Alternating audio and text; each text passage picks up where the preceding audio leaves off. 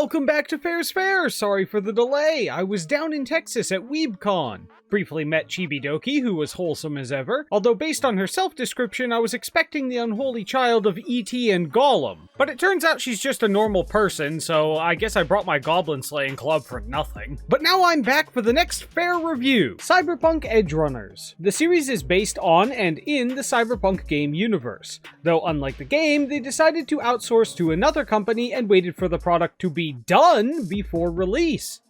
Revolutionary. Though being on PC, my version was still playable, and they fixed it up later. I could recommend it now, but what we're on is the anime. So let's start with a simple, spoiler-free review. The show is a fast-paced cyberpunk, action drama series following David Martinez, in a story about his rise from the gutter to a slightly more violent and wealthy gutter. A turbulent tale of a desolate corporate-controlled future where you give up parts of your body, mind, and soul to make any kind of real living, as well as the limit of these things and what it means to be special, or even human in a Ship of Theseus kind of way. The story stays mostly on track, only till the end, when events and antagonists start doing things more because the plot needs them to, rather than because they made sense. This is to service the characters, who feel reasonable and relatable, despite being cartoonishly exaggerated, in the standard Studio Trigger fashion, which meshes really well with the world they're in. That world also touches on the same themes of finality, humanity, and societal power structures that the game did, without getting preachy at the same time, though its intended story and cast may have been a bit ambitious given its short runtime. The 3D animation sits very awkwardly next to the 2D, then there's one fight where the framing was bad enough to take note of, but the creators absolutely try to milk every second for the characters, which makes them easy to get attached to. Mixed with the animation and action you've come to expect from this studio, and you've got something worth recommending to those that want a dark, somehow also vibrant, oppressive, and viscerally violent show that won't outstay its welcome. I'd say it's one of the greatest video game adaptations ever. I know that's not super high praise, given that the bar is set so low it's become a deep-sea diving attraction, so even a bloated corpse of a show could float over it, yet somehow there will always be a company to come around and announce their newest trip tunneling to the fucking mantle. So I'll list that as an accomplishment that few have gotten right so far. Alright, now that that's over with, let's dig into the meat and machines in here. From this point on, there's spoilers in the synopsis, so if you didn't want those, then go watch the show first and then come back. If you enjoy a violent cyberpunk, then you likely won't regret it. We open with a cyberpsycho attacking the police using a variety of cybernetic abilities, including one that makes time slow from his perspective. There are cyber mods that do that in the game, so far so canon. But MaxTac takes him down, and then we jump to our main character, who lives with his mother. From the start, he is shown to care about his mom, worry about money, and is implied to have gotten a pirated version of an update he needed for school. So he's not above a little crime to save money. He also uses illegal brain dances ripped from cyberpsychos, so there could be a drug-like feel of cyberpsychosis, or at least edging towards it. A dangerous thing that he's not really taking seriously, despite knowing somewhere in his head that someone died to get him that. I'm sure that's not foreshadowing anything, like reality checks to come. His mom insists that she just forgot to pay the washing machine bill, an obvious lie that no one buys. Then dialogue from the TV about missing military-grade cyberware from the scene at the beginning that shows her moving the body. Then her taking a call while looking at what appears to be the missing cyber mod. So she ripped the mod and is going to sell it. That's why she insisted that the washer would be paid for and that her son should buy the proper update. News exposition isn't the most creative way to provide the audience info, but they used it to show, not necessarily tell. And the writers expect you to put those pieces together yourself instead of hammering an engraved railroad spike through your skull. Not a high bar to clear again, but they cleared it. Just how poor David and his mother are is accentuated with every step he takes through where they live. We are 6 minutes in and already have a good feel for the desperation, motivations, and thought process of these two people. His walk to school is just pure world building. Or impure world building, as the case may be. Once he's left the poor area and gotten to school, his pirated ROM hack of an update fries the system.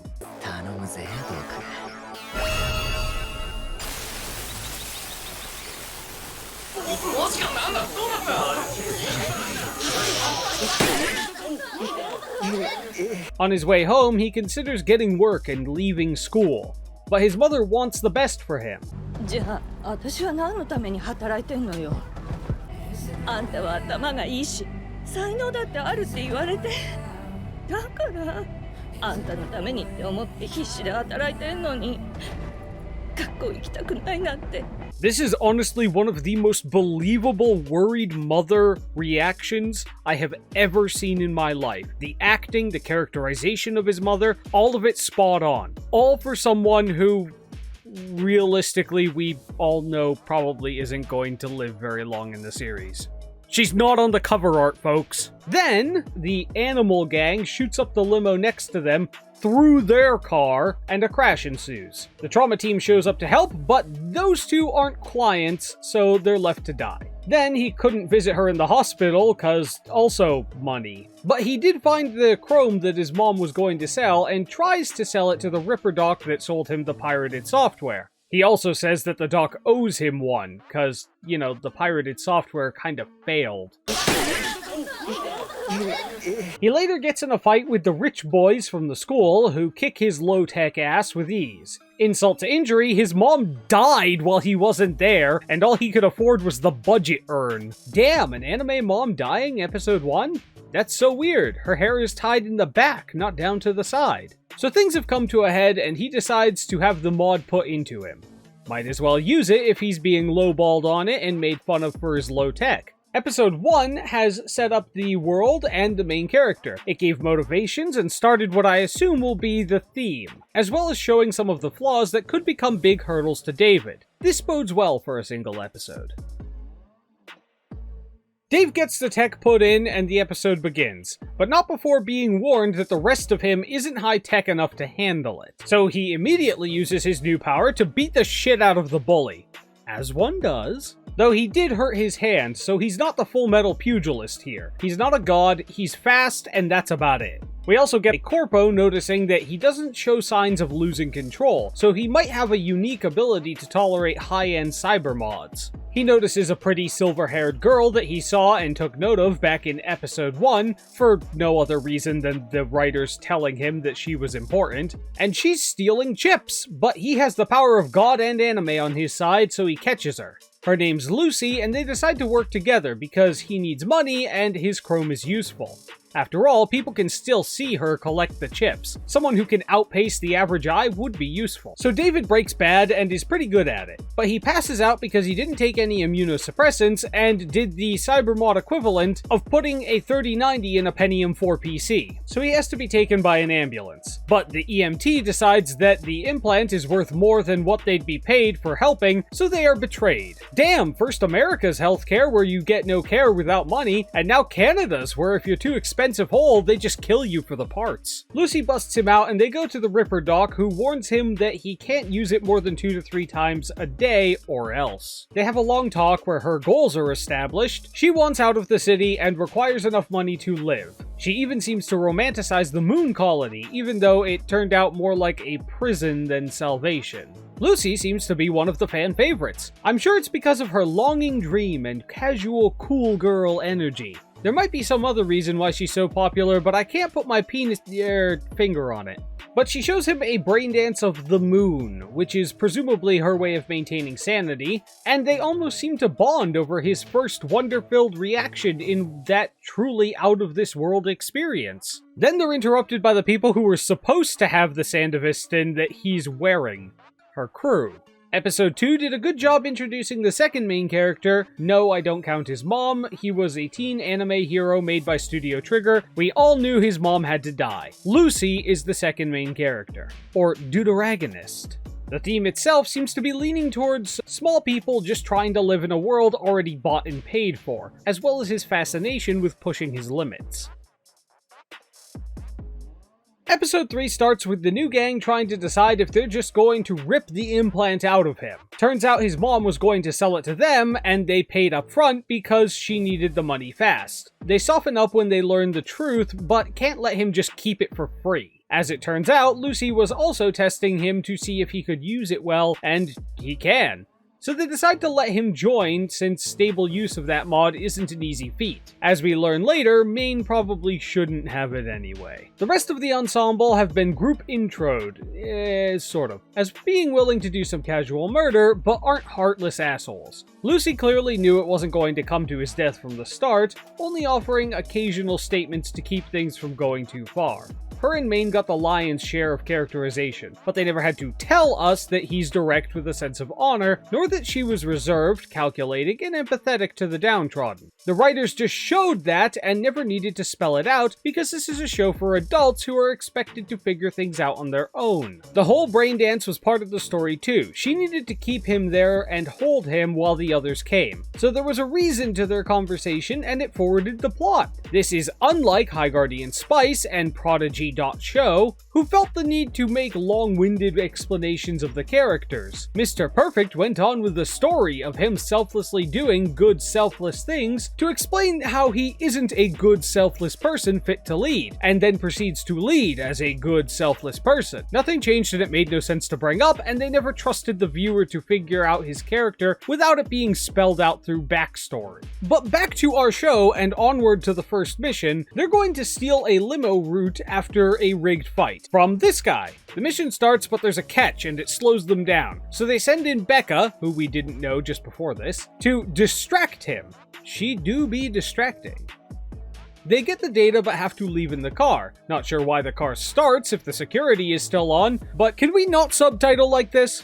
Hyper-stylization is kinda the Studio Trigger way, but damn, I want to be able to read it. This was on the screen for all of like 2 seconds. As they're running, they have a bounty up before they even get 100 feet and are chased by the Tiger Claw gang. A nod to how fast and controlling the Corpos are, but he ups his reaction time with the Sandevistan to escape. Physics take a good bending for a bit in standard Studio Trigger style, but I believe that you could use the Sandy like that, and I've definitely skipped some barriers in the game, so the escape checks out. Though David did seem to have a bit of a PTSD glitch flashback. I'm sure that's not a sign of things to come when he's under stress. And the remaining Tiger Claw that followed them is neatly redistributed by Main. This particular fight shows difference in skills. The monofilament wire is good, but their Netrunner is outgunned, so to speak, against direct and immediate threats. David also doesn't have the offense of his more modded friends. After the heist, he gets his cut and is told that he needs to chrome up, as the Sandevistan will make mincemeat out of flesh and bone eventually. Just before the episode ends, we meet Faraday.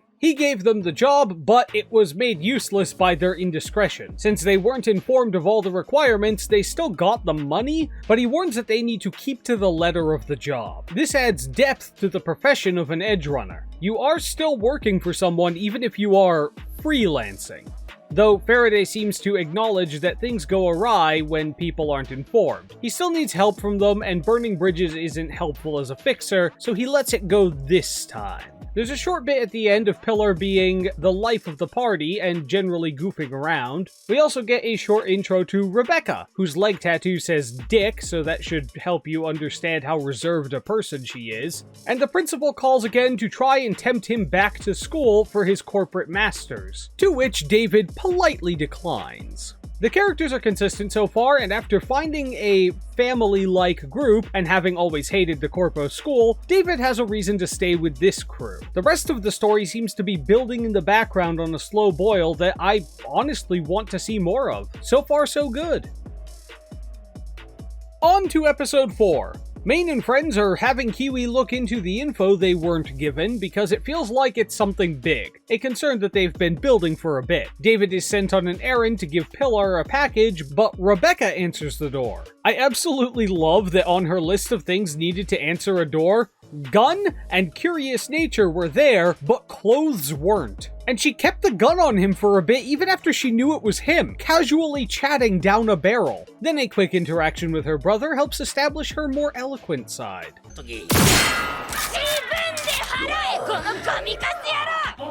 Absolutely unhinged, I love it. But she does give him a tip and seems kind in her own way. Then we get a montage of his training and how they do business, in a morally acceptable, we hurt bad guys kind of way. All culminating in him becoming part of the crew, but still being traumatized by what happened to his mother. He still carries her loss in his unwillingness to use the gun, and symbolically by wearing her jacket everywhere. Here we see him start to really commit to the lifestyle, buying cybernetic lungs. Now that we've experienced what could be reasonably described as an intro arc, and he's right and proper committed, I imagine there's about to be a downside.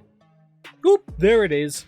Chaos ensues as the cyberpsycho goes nuts, and Becca is clearly miffed that he killed her brother, because only she's allowed to do that. The amount of this that is her actual desire to kill him and how much is just her flashing to anger isn't super clear, and later we do get hints that she didn't completely hate him, but that's up for interpretation. Things wind down after that rather energetic fight, and Lucy gets taken home, and a relationship-building talk commences. He caps this conversation off by saying that he'll take her to the moon and he won't die. That's not a clue, that's a billboard. Quiz time! What does our main character, a CCP parade, and a Discord mod who calls you kitten have in common? That's right, red flags. Dude, I would not blatantly say I won't die while stepping out my door in the morning, just in case God decides that he's had enough of my shit. This episode had him committing to a lifestyle and then immediately seeing how brutal it can be. This turning point is going to push him hard towards becoming much better at edge running, and will definitely have attacks on his mind as the drama he isn't settling starts to pile up. Also, that's a hard death flag at the end there. We only have 6 episodes left, and things tend to boil fast in their world, so how well they build this motivation and rise of the plot is going to be really important from here. One way or another, the death of Pillar signals the end of the intro arc. Episode 5 opens up on David and Maine discussing his cyber mod aspirations, followed by Kiwi telling them that Tanaka has upped his defense. Tanaka is the person that they are trying to steal data from. They do learn that he's used some brain dances that David is familiar with, the same maker who does Order Made stuff and that he was looking at in the beginning. So they figure Tanaka would be alone and unguarded to get custom-tuned brain dances, a lead they can actually use. It's important to note that a few times throughout the series, we will see David sitting in chairs talking with Maine. Maine really seems to take up almost a paternal role with David, acting not only as the leader of the group, but one of the people guiding David into edge running. Still being a kid in a lot of ways and having just lost his mother, having Maine around is probably helping him feel very at ease. But they make their plan and almost grab the braindance maker, but he has a rear view camera and knocks them all out with an anti-netrunner EMP so he can escape, nabbing David while he does so. I kind of feel like more people should have one of those EMPs, but we'll not touch on that for right now. Who knows, maybe it's a custom mod. Lucy, who is out of range, and Dorio chase after him. After a brief nightmare, David wakes up from a custom death braindance to Kurosaki, the braindance maker, briefly interrogating him, before deciding to just drive him insane with said braindance. David doesn't seem to be handling it well, but Dorio and Lucy save him and they capture Kurosaki. We don't get to know exactly what they talk about, but then Kurosaki strikes up a convo with David, and David mentions that the implant just feels right, like it's always been a part of him. Kurosaki warns that everyone who thinks that they won't go psycho eventually does. Too many mods and you'll eventually lose it. A somber reminder that no one's really built different on that level in their world. Keep adding mods and you'll go eventually. I'm sure that's not foreshadowing anything. But they use Kurosaki as bait to get Tanaka, but Kurosaki gets collateraled in the fight, which was short but entertaining. It's Studio Trigger. There were quick movements and hard impacts that sounded nice. If you've seen their work before, this is their stuff.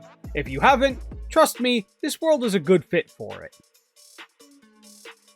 We open with Maine having a vision of him literally running to the end of a road. Then he snaps back to being told by Dorio that he's getting a bit quirky, that he should go low spec to take the edge off. He did seem to be pretty heavily modified. If you didn't pick up on that incredibly complicated symbology, I'd wager that the scene of him reaching the end of a road was some form of forewarning of the looming shadow of the future. Foreshadowing, if you will. Lo and behold, he blacks out and appears to have beaten up Kiwi for no good reason. The man is losing it. You always have to be better and better in their field. He even gets mad at David for suggesting what he already knows. Much like the road in the first scene, the end is ahead and he feels he's way too far to go back. There's a lot of stress on him and the issues they keep snagging on are pushing him beyond his mental limit. Add to that the worry that your own brain is about to go haywire and that you just had a psychotic episode. I'd imagine he's about as pushed as one can get without snapping entirely. He's also burning through injections really fast. David suggests that they cut their losses, but Lucy asks him to instead tell her that she can do it. She fears Arasaka, for good reason. 荒坂がどんなところか分かってない。見られてるのよ。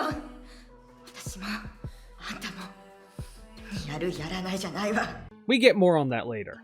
But he reassures her and she jacks in to rip the intel they need. Main continues his decline while the Arasaka executive begs David to let him out. Things go tits up, the exec's brain fries, and it's heavily implied that Lucy did it on purpose. She saw something in there that had to do with David. She goes even further to claim that there wasn't any data at all. But of course the executive dying signals the trauma response team, who arrive with the police, and Main takes the opportunity to take leave of his senses. Marbles everywhere! His cortex has lost context and regressed from success to feckless, but I digress. Dorio manages to get the meds in him just in time to die. Her being his love interest, however, means that he came to just in time to be traumatized over the edge. After pleading with Main, who's just barely lucid enough to know who David is forced to leave when Main blows himself up.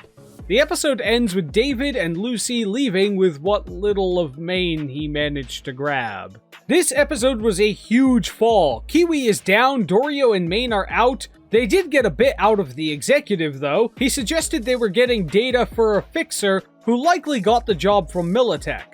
So yet more suffering at the hands of Corpo Mega Powers to add to the long list growing around David. There's also this beautiful visual representation of David going past the end of the road where Main stopped. Going past the edge, so to speak, which very much comes into play later in the series.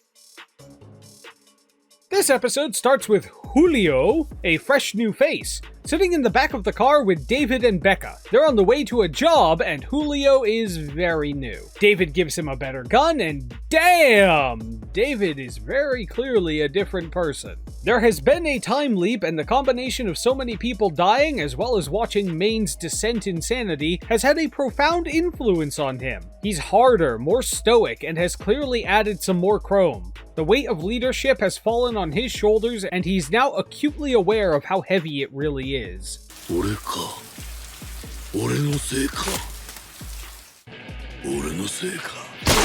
They arrive at the destination and are heavily outnumbered, so naturally, they walk in the front door.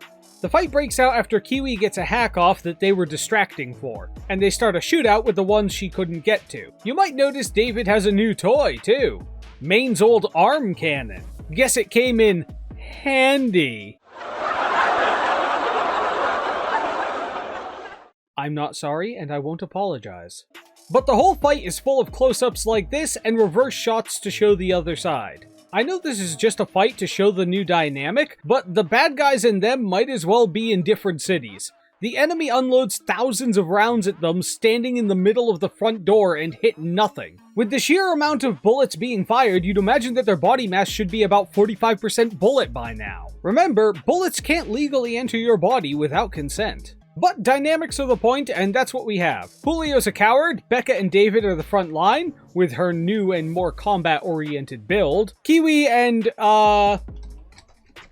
Falco are support and transport. Kiwi's a little miffed that David has taken charge despite being newer than her, but his new personality fits the role that Main left empty, whereas she is more of an opportunist than a shot caller. They find a big bad guy boss in the enemy base, and we get two views. What David sees with his ability to overclock,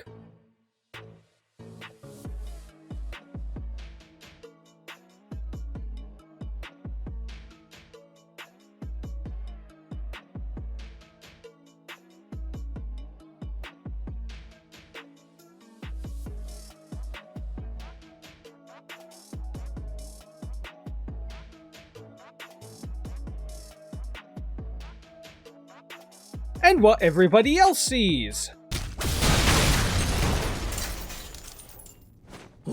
Fucking hell, that was awesome. Then Julio von Redshirtsman goes to get the hostages. わかった。奥の部屋だね。待て、フリオ。もしトラップがあったら。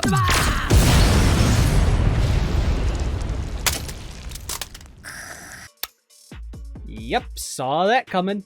But the target gets saved and they get back home and get paid for saving the person they were sent for. They get back and talk about Lucy. She was notably absent from that operation. Whatever she found in that guy's head spooked her, and she opted out of the group. For quite some time, too. Foreshadowing aside, Becca has taken a liking to him and even seems to have taken up some of her brother's quirks. The techie hands and showboating at the bar.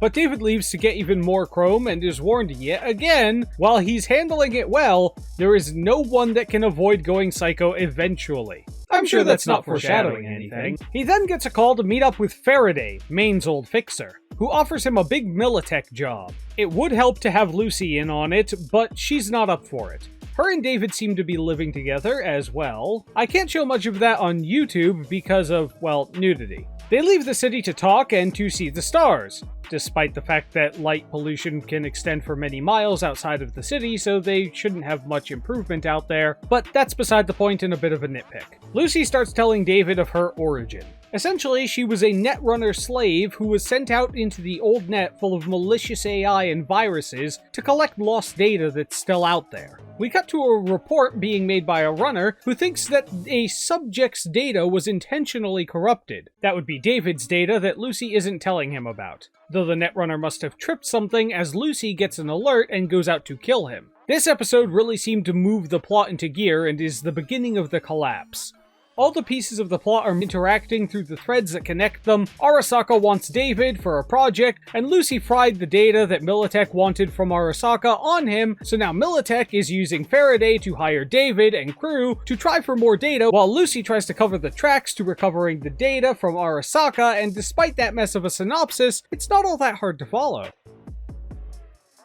Episode 8 starts with some relatively innocent workers getting killed by David. He seems a bit shook about the first one and probably didn't need to kill the girl. But that lab dealt with Militech countermeasures.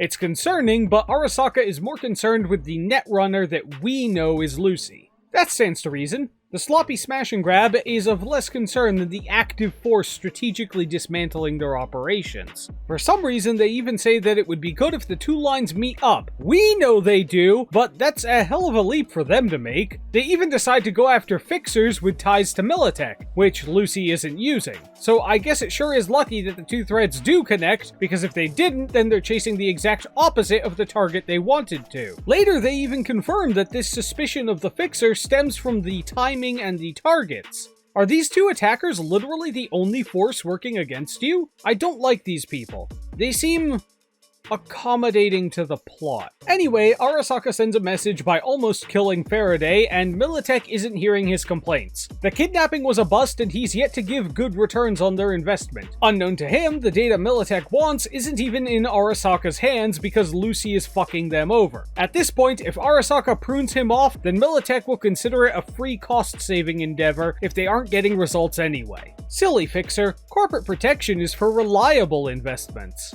Though I do like this clear visual representation of the two major controlling factions in a versus position. With one wanting him dead and the other not caring, he switches at the crossroads and contacts Arasaka, who promised to pay him what Militech was in exchange for all of his info on them. Cut to David and Becca killing some fodder, and David having innocent bystander murder flashbacks that almost get him killed. And holy shit, what is that animation? Some real janky stuff right there. The movement can be stylized and exaggerated in this show, but this would seem a tad far, no? Aggressively walking so hard that you stop interacting with the background? A rare critique for this studio. Also, while I'm sliding in one nitpick, I'll slide in another. This translation isn't very accurate to what she said given context of the show. I could maybe understand it as a stylization, if not a direct translation, but why would this slang still be used in 2077, when there would be practically no boomers left alive? That's like setting a story in 2020 and having someone unironically use 1970s slang. I'm okay with a little bit of stylization because a direct translation would be something along the lines of old man and old woman. Though they both have a talk and Becca asks him to lay off the implants. She's not stupid, and the writing is on the walls, and she does not want to see him go psycho like the one that killed her brother. It's interesting she chose that one as an example when Maine would be more apt of a comparison. Though we can speculate the reason for her choice in comparison for days and not be sure. I think it's because she equates it with the loss of a loved one more than Maine, seeing Maine more like a business partner. Maybe losing her brother hit harder than she let on. But interpretations are a dime a dozen and not worth much in a fair review. Just food for thought. Tell me in the comments why you think she chose that particular comparison. Later on, it's discovered that Lucy is still killing runners, and David is handling things... well. He's handling things well. After flashing back to the questionably within YouTube guidelines events at the lab, he is aware that he may very well have just killed some poor Academy goer's mom, which he also handled like a champ.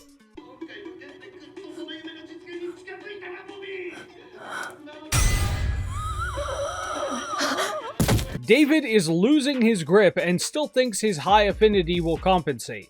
But he's still human. Try as he might to change that, he has limits. Lucy has to leave partway through their conversation when she gets a signal that a runner is getting close to the data that she's trying to bury. But it's a fake out by Faraday and Kiwi. By catching the rogue runner, or Lucy, then they can both get in bed with Arasaka. The net is closing and the climax approaches. David's losing his marbles. Kiwi and Faraday turn coat. Becca is getting very worried. Arasaka has bought out the leads they need, and Militech doesn't know their fixer has switched sides. All of this is collapsing around David, who is still in the dark because of the age-old "I didn't tell you for your own protection" trope. Lucy not telling David what she knows may very well be one of the dumbest decisions she's made. I can almost understand the idea behind it, but this is clearly way too big for him not to know. He's even right in the middle of jobs that bring him closer to it. Not telling him is stupid. There's only so much I can forgive before she becomes the one putting him in danger by hiding things. He is accepting jobs to go into the company you know is looking for him in some capacity. Not sure how far I'm willing to believe that she'd do that. So we have David and crew doing a brand new job they just got, and Kiwi flashing back to her work with Faraday to get info out of Lucy. Faraday wants into Arasaka and is paying Kiwi a commission as well as offering immunity. They say that the job looks easy and I'm willing to bet it's a trap. Because it is. Kiwi had previously told Lucy not to trust anyone in Night City. Good advice. But it's all been laid bare now. Arasaka wants David for the Cyberskeleton project. Lucy has been trying to bury the data on him and made the very bad decision not to tell him about it. Lots of action happens and the transport they were going to rob is unmanned. That's not normal. But we also learned that Faraday intentionally leaked the info to Militech that there is a cyberskeleton in the truck. The best case would seem to be that he uses it to take down almost all of Militech and Arasaka comes in to scoop him up. Worst case is that he just dies and Arasaka has to fight the whole Militech battalion on their own.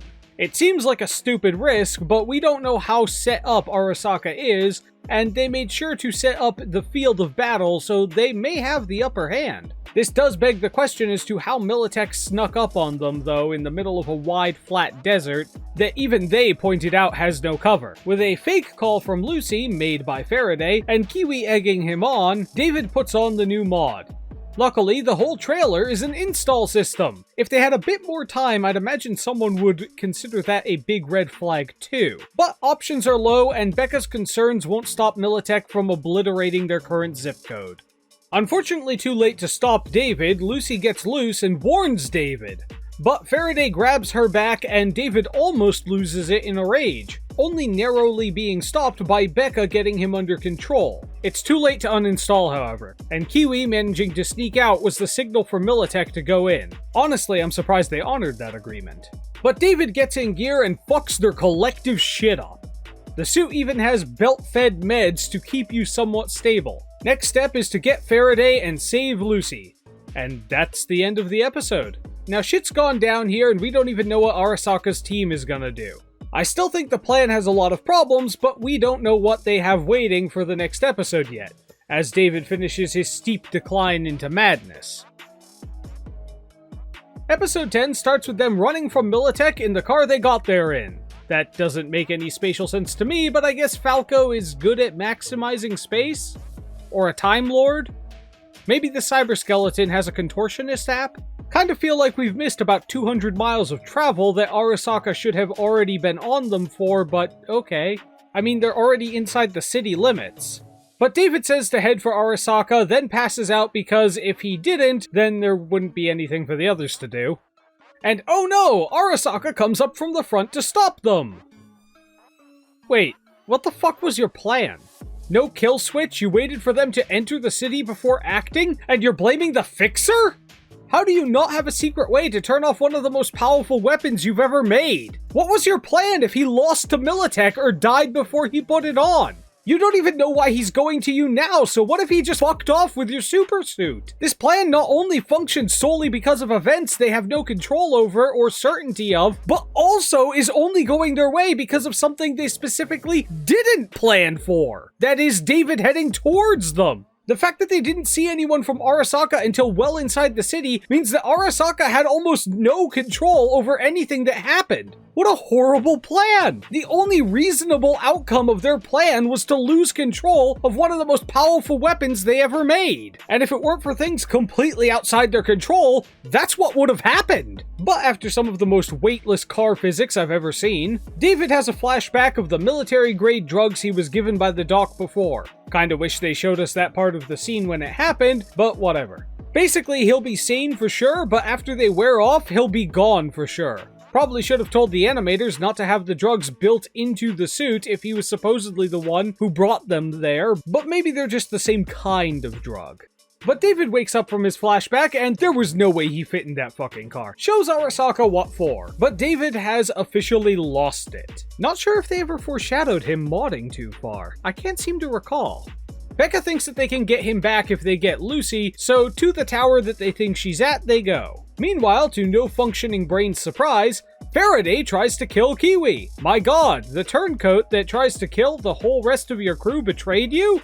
Shocking. But with Max Tack on the way to David as a cyber psycho case and him well beyond their means to stop, Arasaka has decided to let the mod wear him down and then send in Atom Smasher to stop him. Which brings me back to the what in the create a thing we can't stopping fuck was your original plan? That he was just going to hang out in the desert for wave after wave of Militech and you just head out and scoop him up later? That only works if he has just enough sanity to fight all of Militech's forces, but no more. You're stupid and you should be fired. Anyway, Kiwi manages to rat out Faraday before she dies. So now the mission is to get Lucy from him. Though since he's headed for the tower anyway, David finally gets to the top of Arasaka Tower. Not quite the way his mother wanted, but he is still very much there.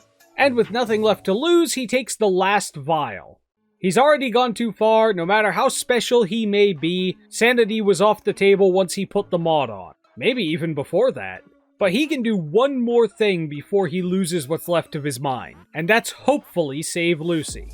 He follows Lucy and Faraday into the tower, and David meets Atom Smasher.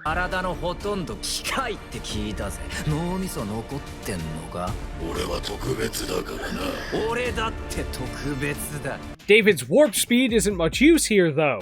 Smasher is also teched out, so David blasts out of the building with Lucy, who does manage to get him to become lucid for a conversation. Oh yeah, Faraday also left the top floor with them, but he was down a leg and didn't have a jetpack, so his landing was a bit sudden. Gee, with all those eyes, he really should have seen that coming. You can't stop me, I know I'm funny. They all meet up and put Lucy away to be taken out of there. But as they said once before in this show, there's only one way a cyberpunk is remembered. The fight between Adam and David is the punchy stuff you know from Trigger, but a tad hard to understand with all the metal bits and hard cuts. It lacks the fluid choreography of their other stuff. The people fighting here are too big and clunky for a fluid fight in their traditional style. But you should know how this ends. The fight is to the death and Atom Smasher is in the game based after this. So Atom Smasher tore off the anti-grav, and the suit literally crumbles under its own weight. But just before Lucy and Falco left, David had given them all the money to set them up. So Falco takes the last job as their driver and brings Lucy to safety. After all of that craziness, Lucy does get to go to the moon after all. But it's a bittersweet ending. Her and Falco split the whole sum of money, so she's probably well enough off. And that's just how the story ends. So let's talk about it. Let's analyze these bits bit by bit. First, the audio and video. The audio is good. Not distracting and has hard-hitting effects that punctuate movements quite well. Nothing particularly offensive, I'm not an audio engineer, but the voices were understandable, and ambient noise never left the scene when it shouldn't have. Though during action scenes, like the beginning of episode 7, there are times when the music gets a bit loud.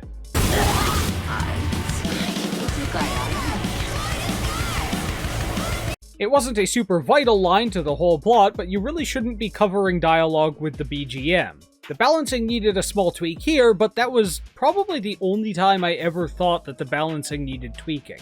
But if any soundtrack was going to cover dialogue, this would be the one to do it with. In addition to the music being on point for the mood of the scene, pretty much every song slaps. I know what you're thinking.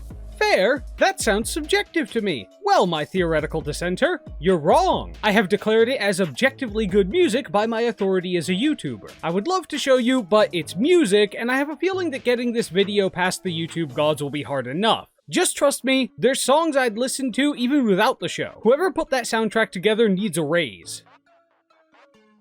As for the animation, well, it's actually a mixed bag. Most of it is in the standard Trigger fashion, but there's that bit with Becca, and all the 3D car physics suck. The cars bounce around like toys with little to no visible damage before exploding. It's jarringly out of place with their two-dimensional and much more fluid animations. The crash in the first episode was pretty good. The 3D may have saved time in those scenes, but it definitely cost quality. This fight was more of what I was expecting from Studio Trigger. The show does deliver that. Unfortunately, the framing around some fights makes it hard to know where people are in relation to each other. From what we're shown, when they walk in the front door, Becca, David, and the fodder were firing from around 10 to 20 feet away, with no cover on our heroes, while the bad guys do have cover. You should probably never have enemies who might be out-marksmaned by stormtroopers. Luckily, the Obi-Wan show managed to lower that bar even lower for stormtroopers, so I guess you're safe for right now. Still gonna count that as a demerit, though. I'd say overall the fights vary from confusing to absolutely amazing, with very little in between. Overall, I'd say the animation was good. Vibrant lights with a depressing cyberpunk tone, and a lot of the fights feel just great to watch. Though they definitely should invest in better 3D animation car crash physics. Now the story. It centers around David and Lucy, a tale of two people oppressed in the world they live in by powers that control everything. Even after they both break free of their own origins, they're still stuck working, quote-unquote, freelance, doing contracts for those same powers. All the problems lead back up to Arasaka and Militech, but they have some freedom, only to have to keep upgrading to keep with the demand of edgerunning, which is a one-way ticket to cyberpsychosis. Edgerunners are said to only be remembered by how they die, so losing people to unceremonious psychos and their own minds isn't the grand send-off that they might have hoped for, but it is the expected end that David has to come to terms with.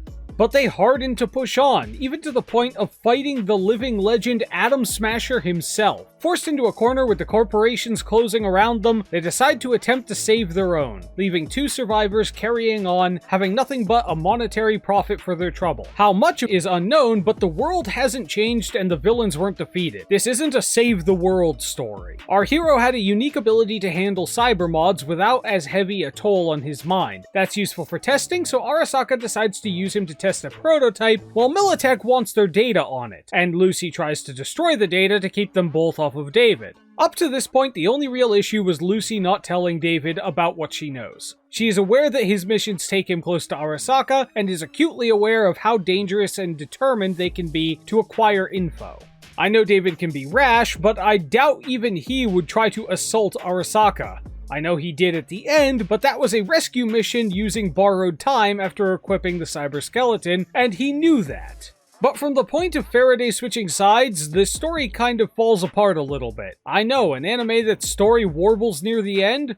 Unheard of. Now, this is by no means a show killer, but Arasaka's plan that the climax hinges upon seems to be give away the prototype to one of the most powerful weapons they ever made. There was no Arasaka support waiting, no attempt to surround them, they didn't even set anything up at the location that they pre-chose.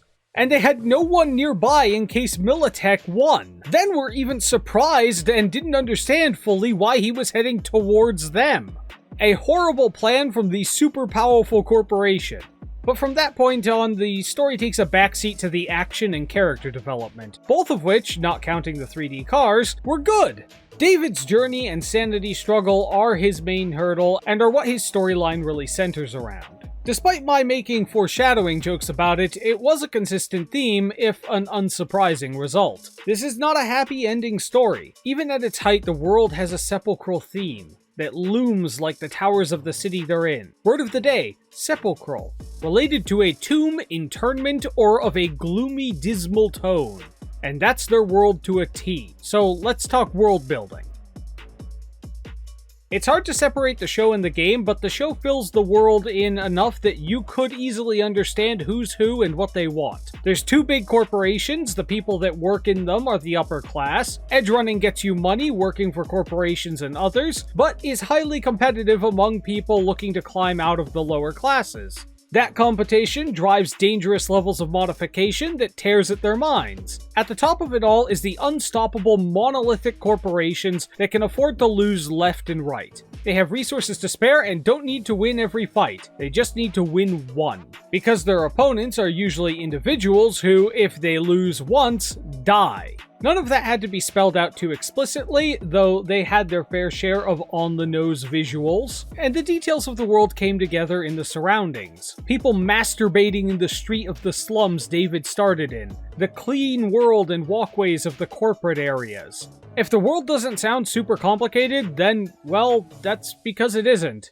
Not for the purposes of the story, at least. The world is hopelessly stacked. Even the game never gave you the lofty goal of toppling the power structure.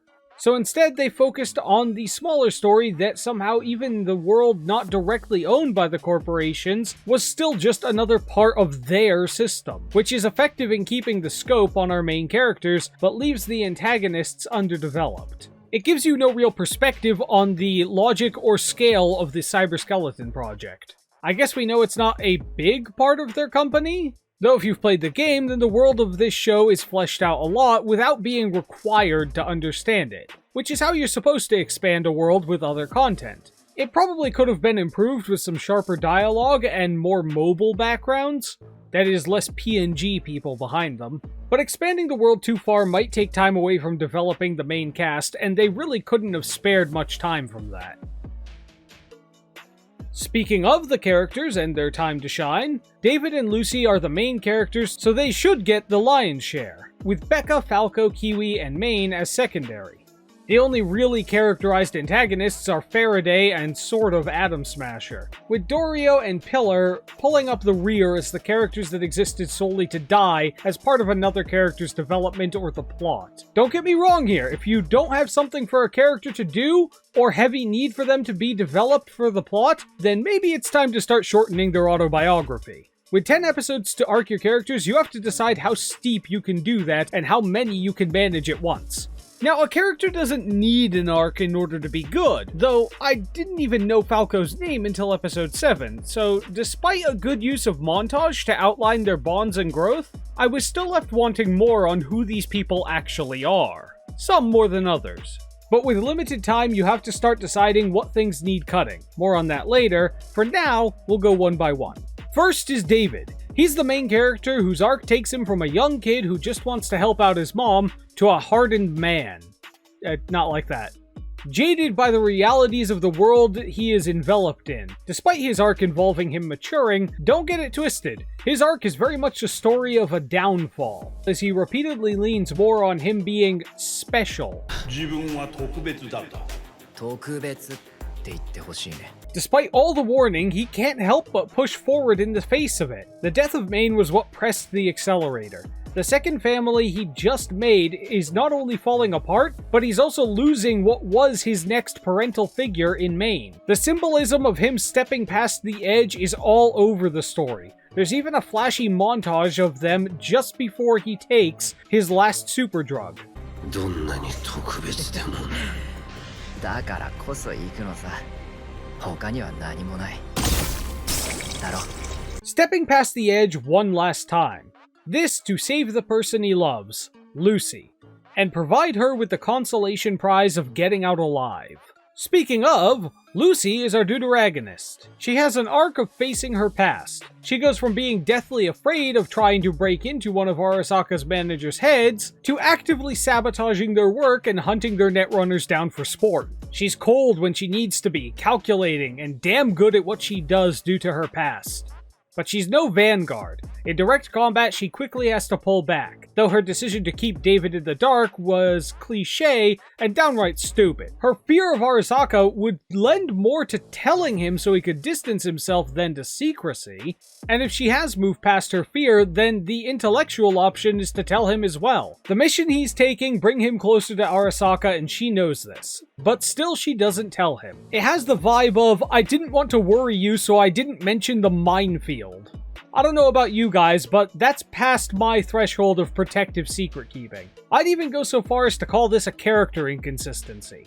Other than that, she's good at what she does and has a tragic backstory that informs her decisions. She leans on David to push past it, as he leans on her to regain his sanity in the climax. Her desire for the moon, or really anywhere that isn't Night City, is her escapism fantasy, one that she shared with David. As the relationship grew, he became more a part of her dream. All the way to the resolution at the end where she finally got to the moon she dreamed of. But it's bittersweet and half-hollow. Somewhere along the line, her dream evolved to include him. Now, without him here, her dream is unable to be fully fulfilled. After a life of not fully trusting anyone, Arasaka took one last thing before she could leave. The one person she grew truly close to. Her story was one of being the victim of Arasaka at every turn, from beginning to end. Born their slave in the data mines, living on the run from them, being betrayed by an ally to them, realizing she had found a family only for it to be killed off by them. Given a choice of what it cost her to get to the moon colony versus staying with Becca, Falco, and Kiwi, and most of all David, she would have likely preferred not going at all. But nothing comes at so cheap a price. In a beautiful circle, they were being sacrificed for someone else's dream, and her dream cost just as much. Moving on to Maine. Despite many urban legends, there's apparently no historical record of a law forbidding feeding prisoners lobster too often. But the character Maine serves as almost a father figure to David. He showed David the ropes, acted as the shot caller and the big guns of the team, literally. All of his mannerisms and discussions outlined just how heavy his burden was, how many upgrades he has. His story is of a veteran edgerunner. He's been in the game for a while and is chromed out the ass. He's a warning for David's future of the inevitable end of upgrading too much. The symbolism of his decline is clear. If you've been progressing for so long that you can't even imagine going back, seeing the end approaching is devastating. I completely understand his reluctance to go low spec, but he delays for one mission too long. In his death, his responsibility, arm cannon, and ultimate fate were passed on to David. His relationship, much like with David, also brought him back for a second at the end. His story was dense and very effective for the episodes that he was on screen. Honestly, a well-done character. Moving on to Becca, she had borderline nothing for a little bit there, but they characterized her nice and quick. Things needed to greet a visitor. Gun and attitude. Things not considered. Checking who's there. Clothing. And putting the gun away after you've learned it's a friend. Actually, never mind, I'm not sure where she'd put it. She didn't even finish chewing while talking to him. She's reckless and volatile. She'll fire actual shots at her brother's mechanical hands, but lives in the same place with him. I'm still not sold that she really wanted to kill him, or even that she ever really would. It's not like she was shy on opportunity if she did. I think it was just another part of her tendency to react violently. Becca was nice enough to approach David and offer a drink very early. After Pillar's death, she seemed to slip into his role at the bar as the showboat and as the techie with those hands. As David began to decline, she even referenced the cyber psycho who killed her brother as an example of what she didn't want to see David become. Without Pillar, she really only had the group and grew attached to David during the time skip. So when he started to go, she insisted that they get Lucy to try to bring him back. She may react violently, but she also showed that she really did form an attachment to them, giving a smile to Lucy just before Atom Smasher interrupts their moment, which she reacts to with gunfire, with expected results. She helped through distractions, combat, support for David, getting him right in the head for the Militech fight, and calling the shots while he was unconscious. For a main ensemble side character, she was pretty full on characterization, and on plot influence. She even had an arc moving from support to frontlines combat. Now her brother Pillar is another story. He's a boisterous guns and grenades kind of guy who never stops talking. He's a flirt and likes to have fun. The life of the party at the bar, other than a few scenes in the montage, that's really it for him. He died early and didn't get to drive the plot much. As the flamboyant joker of the group that helps David feel welcome, his death serves as a tipping point for the series. The group tone is more serious and there's less levity. The plot follows suit, also becoming darker and beginning its decline. Pillar himself wasn't that deep, but his place in the plot was significant. Dorio kind of existed to die. I'm sorry, she had some good discussion, but she's not a big part of the story. She's a love interest for Maine who leaves the story with him. Or more accurately, she leaves first and takes his sanity with her. She's not hollow by any means, but not in the show enough to be individually significant. She was, however, the spearhead of one of the floating themes. That is that love is an essential and not small part of what makes us human and keeps us sane. That it can ground us even when we were otherwise past the edge, and that losing it can throw us beyond saving. Dorio herself, however, is there to show these things instead of experience or influence them herself. Other than, of course, her death, which is the literal last piece of influence a character can have in most stories. Even when it came to the rigged fight, she gave a thumbs up from the background. They didn't explicitly state anything, but she definitely influenced and was a part of that plot and a vital part of their team in acting out their plan. She also served as David's physical combat instructor, though we didn't really get to see her put those skills to use, but she was a curb to Maine from pushing himself too far, sometimes in more physical ways. So her death, right after bringing him back, just before him going past the edge without her there, ties off her story rather poetically. Kiwi, however, was a bit more involved. Well, later that is. You all remember Kiwi, right? Part of the group? Had about as much characterization as a kiwi in the first part. The bird or the fruit, take your pick. She's stoic and cold, told Lucy not to trust anyone in Night City, which is good advice since she takes a job to sell them out. Potentially unknowingly, at least on that one. She seemed to have mixed feelings about it, but the money is solid and the alternative is fighting a prominent fixer and Arasaka. But once she was betrayed, she decided to use her dying effort to help her old team. Her story follows the endless string of betrayals in their dystopia. Loyalty isn't important and it's all about money. Trust no one and wait your turn to be betrayed. Then she was killed by the expected irony of her own philosophy. Though if I'm 100% honest, I don't see how she didn't see that coming after learning that Faraday was going corporate. Maybe she did and didn't act fast enough?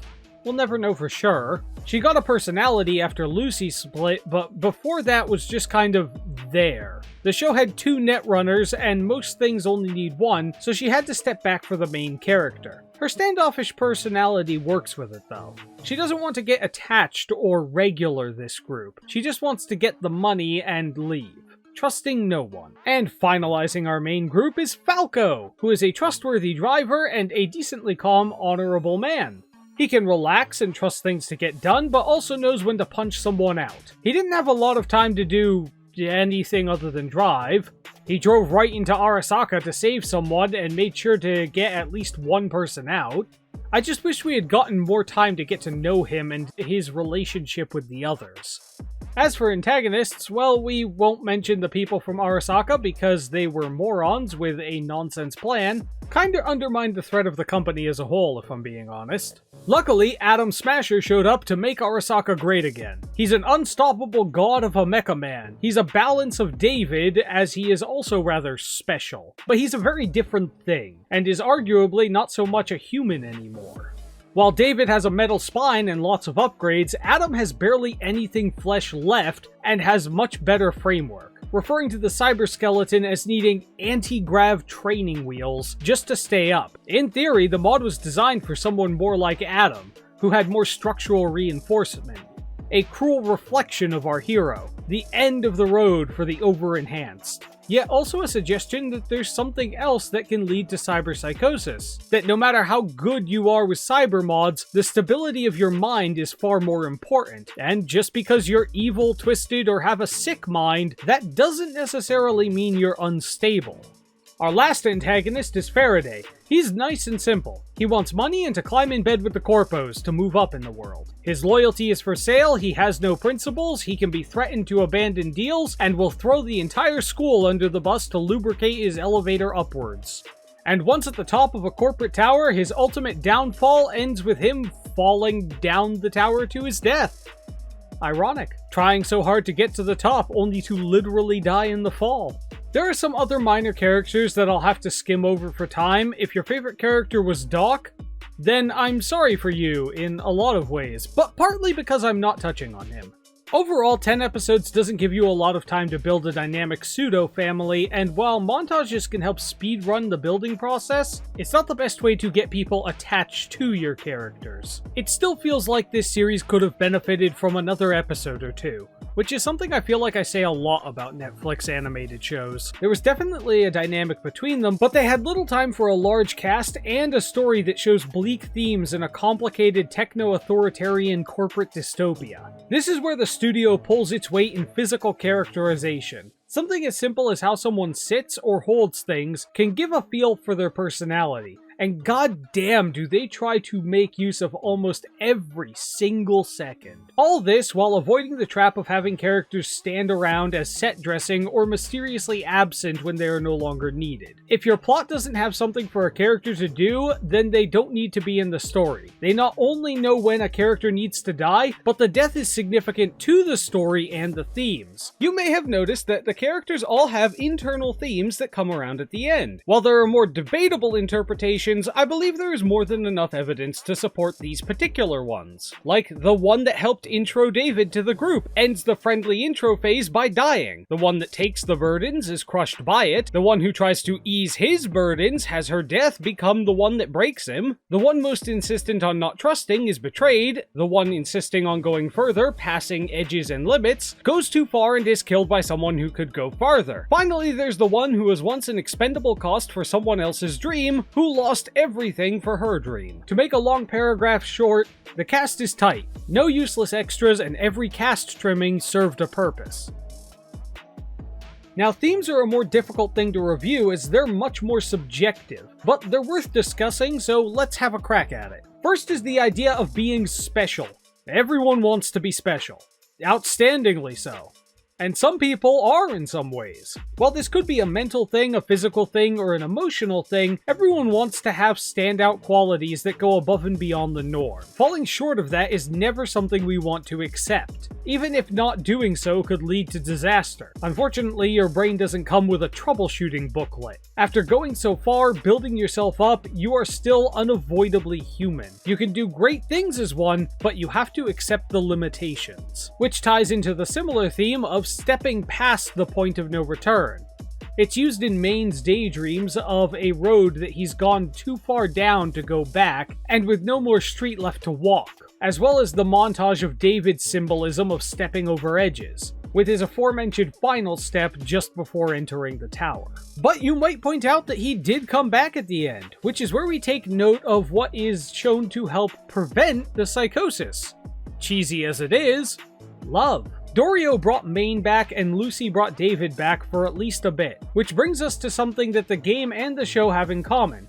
Virtually every cyber psycho is some form of downtrodden or abandoned person, struggling to stay relevant outside of the corporations. A homeless man who's all chromed out for some reason, and more than a few ex-military who are now abandoned and useless in society's eyes because the wars are over. The ones losing their minds are people who have not only heavily modified themselves, but also those that are outcasts of humanity, which could be a parallel to mental health at large.